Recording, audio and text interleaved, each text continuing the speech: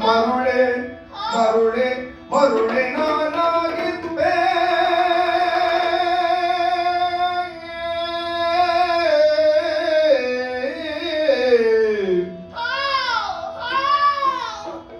ಮದ್ಭಿತ ಪರಮ ಪಾತಕಿ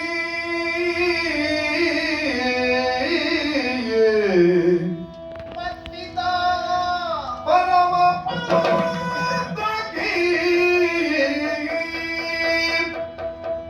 ಸಾಲ್ವ ಮೂರ್ಖನು ಸಾಲ್ವ ಮೂರ್ಖನು ಮೂರ್ಖನು ಸಾಲ್ವ ಮೂರ್ಖನು ಸುರನದಿ ಸುತ ಬುದ್ಧಿಹೀನನು ಸುರನದಿ ಸುತ ಬುದ್ಧಿಹೀನನು ಎನ್ನ ಸೃಷ್ಟಿಸಿದ ಸರಸಿಜಾಸನ ಎನ್ನ ಸೃಷ್ಟಿಸಿದ ಸರಸಿಜಾಸನ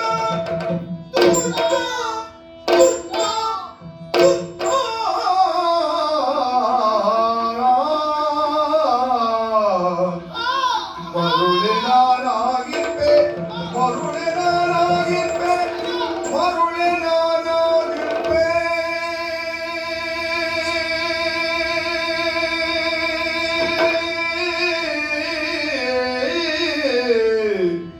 ಆ ಆ ಆ ಆ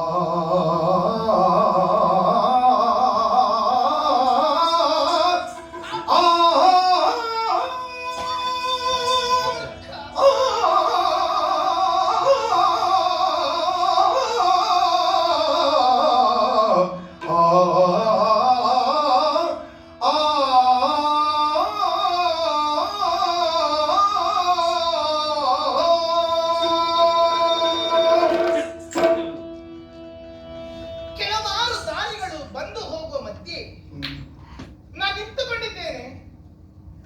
ಯಾವ ದಾರಿಯಿಂದ ನಾನು ಮುಂದುವರಿಯಬೇಕಾಗಿದೆ? ಇದೇ ಅಲ್ಲವೇ ಮೊನ್ನೆ ಮೊನ್ನೆ ಬಂಗಾರದ ರಥ ಹಸ್ತಿನಾವತಿಯ ಕಡೆಗಾಗಿ ಸಾಗಿ ಹೋಗಿರುವಂತದ್ದು. ಆ ರಥದಲ್ಲಿ ನಾನು ಇದ್ದಿರುವುದು. ಈ ದಾರಿದಲ್ಲವೇ ನಮ್ಮ ಕಾಶಿ ದೇಶಕ್ಕೆ ಹೋಗುವಂತದ್ದು. ಇದೇ ದಾರಿಯಿಂದ ಹಲವಾರು ಹೊಂಗನಸುಗಳನ್ನು ಕಟ್ಟಿಕೊಂಡು ನಾನು ಸೌಭಾಗ್ಯದ ಕಡೆಗಾಗಿ ಸಾಗಿರುವುದು. ಆದರೆ ಇವತ್ತು ಯಾವ ದಾರಿ ಇದೆ ನನಗೆ? ಎಲ್ಲಾ ದಾರಿಗಳು ನನಗೆ ಮುಚ್ಚಲ್ಪಟ್ಟಿದೆ. ಅಲ್ಲ, ನನ್ನ ಬದುಕಿನ ದಾರಿಯೇ ಮೂರಾವಟ್ಟೆಯಾಯಿತು. ಯಾವ ದಾರಿಯಲ್ಲಿ ನಡೆಯಬೇಕಾಗಿದೆ ನಾನು? ಎಲ್ಲ ದಾರಿಗಳು ನನಗೆ ಮುಚ್ಚಲ್ಪಟ್ಟಿದ್ದಾರೆ. ದಾರಿಗಳಿಲ್ಲದೆ ಇದ್ದರೆ ಜೀವನವಿಲ್ಲವೇ? ದಾರಿಗಳಿಲ್ಲದಿದ್ದರೆ ನಡೆಯುವುದಕ್ಕೆ ಸಾಧ್ಯ ಇಲ್ಲವೇ? ಜೀವನದಲ್ಲಿ ಬದುಕಿನಲ್ಲಿ ದಾರಿ ಇಲ್ಲದೆ ಇದ್ದರೂ ದಾರಿ ಮಾಡಿಕೊಂಡಾದರೂ ನಡೆಯಬಹುದು. ಕನಸುಗಳಿಲ್ಲದಿದ್ದರೆ ನಡೆಯುವುದಕ್ಕಾಗುತ್ತದೆ. ಸುಟ್ಟಿತಲ್ಲ ನನ್ನ ಕನಸು, ನುಚ್ಚು ನೂರಾಗಿ ಹೋಯಿತಲ್ಲ ನನ್ನ ಕನಸು. ಮತ್ತ ಕಾಶಿನಿಯ ಈ ನಗು ನಗುತ್ತಾ ಆ ಒಂದು ದಿವಸ ಹೊರಟ ಅಂಬೆಯಲ್ಲಿ ಇವತ್ತು ಬೀದಿ ಪಾಲಾದ ಅಂಬೆಯ ಬದುಕೇನು? ಇದಕ್ಕೆ ಕಾರಣ ಯಾರನ್ನು ನಾನು ದೂರಬೇಕಾಗಿದೆ? ನನ್ನ ಅಪ್ಪನೇ. ಪುಣ್ಯಕ್ಷೇತ್ರವಾದ ಕಾಶಿ ಕ್ಷೇತ್ರದಲ್ಲಿ ಅಸಂಖ್ಯ ಅರಸು ಮಕ್ಕಳನ್ನು ಕಲೆ ಹಾಕಿ ಹೋರಾಟವನ್ನು ನಡೆಸಿ ರಕ್ತದೋಕುಳಿ ಹರಿಯುವಂತೆ ಮಾಡಿ ಕೊಟ್ಟಿಗೆಯಲ್ಲಿರುವ ಕರುವನ್ನು 3 ಮಂದಿಗೆ ಕೊಟ್ಟು ಮದುವೆಯನ್ನು ಮಾಡುತ್ತೇನೆ ಎನ್ನುವ ಹಾಗೆ ಹಣವನ್ನು ಉದ್ಘೋಷಿಸಿದನಲ್ಲ ಅಂತ ನನ್ನಪ್ಪ ಪರಮ ಪಾಪಿಯ.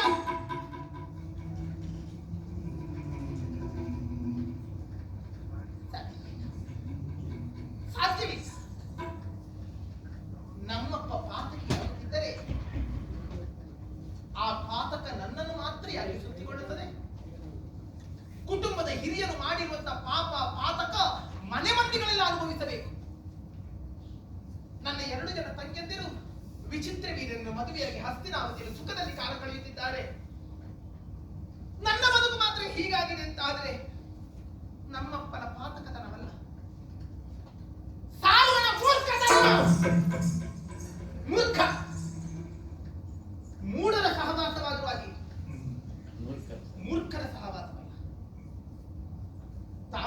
ಹೇಳಿದದ್ದೇ ಸತ್ಯ, ತಮ್ಮ ಯೋಚನೆಗಳೇ ಸತ್ಯ ಎನ್ನುವ ಹಾಗೆ ಮೊಂಡುವಾದವನ್ನು ನಡೆಸುವವರು ಶತಮೂರ್ಖ. ಅಂತ ಶತಮೂರ್ಖನ ಸಾಧುವ ಅವನಿಗುಂಟಾದಂತಹ ಆಘಾತ. ಈ ಕಾರಣಕ್ಕೋಸ್ಕರವಾಗಿ ಅಬಲೆಯಾದಂತ ನನ್ನ ಮೇಲೆ ಆರೋಪಗಳನ್ನೇ ಹೊರಿಸಿ ಒಲಿದು ಬಂದಂತ ಹೆಣ್ಣನ್ನು ವ್ಯಭಿಚಾರಿ ಎನ್ನುತ್ತಾನಂತಾದ್ರೆ ಸಾಲುನೊಬ್ಬ ಪರಮ ಮೂರ್ಖ, ಮೂರ್ಖ.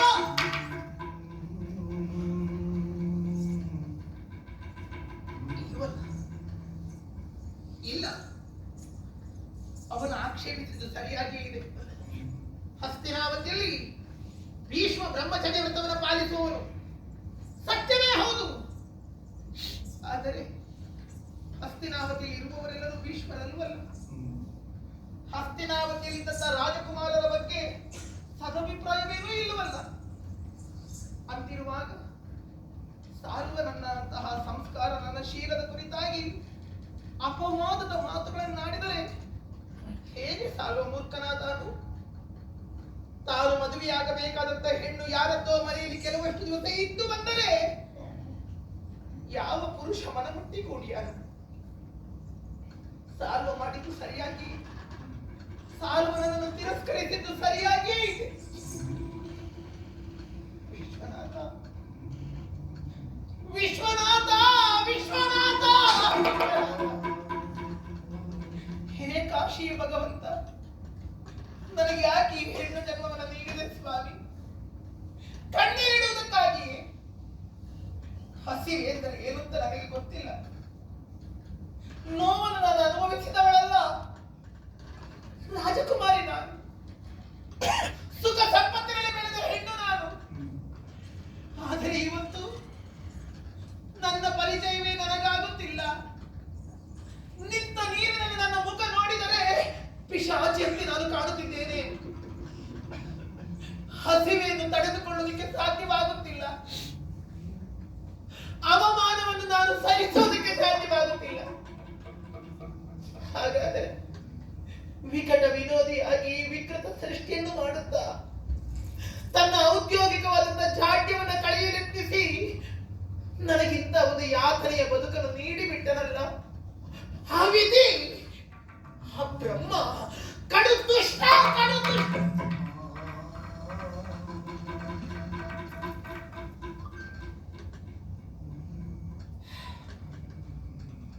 ಯಾಕೆ ಬ್ರಹ್ಮ ಕೆಟ್ಟವನಾಗುತ್ತಾನೆ?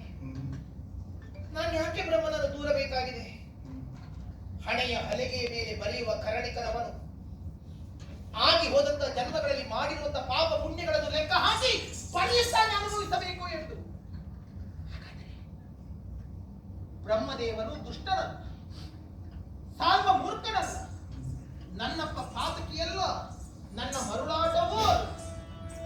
ಆದರೂ ನನ್ನ ಜೀವನ ಹಾಳಾಯಿತಲ್ಲ, ನನ್ನ ಬದುಕು ಹಾಳಾಯಿತಲ್ಲ. ಯಾಕೆ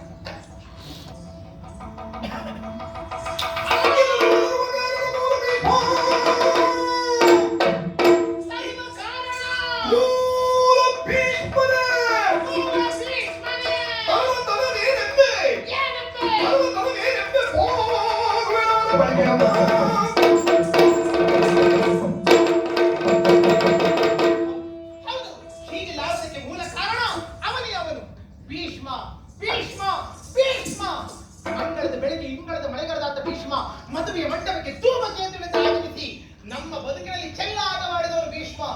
ದೊಡ್ಡವರು ಮಾಡುವಂತಹ ಮಕ್ಕಳಾಟಿಕೆ ಮರುಳಾಟಿಕೆ ಅಂತ ಅನ್ನಿಸಲ್ಪಡುತ್ತದೆ. ಹಾಗಾದರೆ ಮರುಳಾಟಿಕೆ ನಡೆಸುವುದರ ಮುಖೇನವಾಗಿ ಬುದ್ಧಿಗೆಟ್ಟವರಂತೆ ವರ್ತಿಸಿ ಕೇವಲ ತನ್ನ ರಾಜಕೀಯವಾದ ನಿಲುಮೆಯನ್ನೇ ಮುಂದಿಟ್ಟು ಮದುವೆಯ ಮಂಟಪವನ್ನು ಹಾಳುಗೆಡಹಿದವನು ಭೀಷ್ಮ. ಭೀಷ್ಮ, ಭೀಷ್ಮ, ಭೀಷ್ಮ, ಬರ್ತೇನೆ ಭೀಷ್ಮ.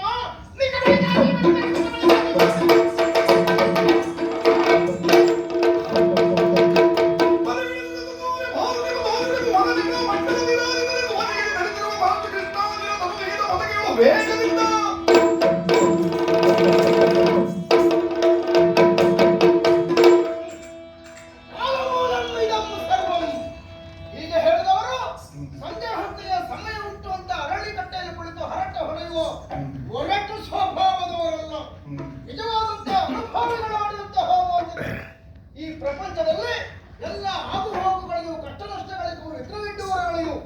ಜಯೋಪಜಯಗಳಿಗೂ ಕಾಲವೇ ಮೂಲವಾಗಿರುತ್ತದೆ. ಆ ಕಾಲವನ್ನು ಮೀರಿ ನಡೆಯುವುದಕ್ಕೆ ಯಾರಿಗೂ ಸಾಧ್ಯ ಇಲ್ಲ. ಈ ಮಾತು ಶಪಾದಪಿ ಶರಾದಪಿ ಸಮರ್ಥರಾದಂತಹ ಆಚಾರ್ಯ ಭಾರ್ಗವನ ಬದುಕಿನಲ್ಲಿ ನಿಜವಾಗಿ ಹೋಗಿದ್ದಲ್ಲ. ಅದೊಂದು ಸಂದರ್ಭದಲ್ಲಿ ಹಳೆಯ ಸಿಂಧೂರದ ತಿಲಕ ಬೆವರದಲ್ಲಿ ಕರಗಿ ಕಣ್ಣೀರಿನಲ್ಲಿ ಎರಕ ಹೊಂದಿ ಕಪಾಲ ದ್ವಯದಲ್ಲಿ ಕಣ್ಣೀರಿನ ಕೋಣೆ ಹಾಕ್ತಿರುವಂತಹ ನನ್ನವೇ ರೇಣುಕೆಯ ಅಶ್ರು ತುಂಬಿದ ಕಣ್ಣುಗಳಲ್ಲಿ ನಾನು ಕಂಡದ್ದಾದರೂ ಏನು?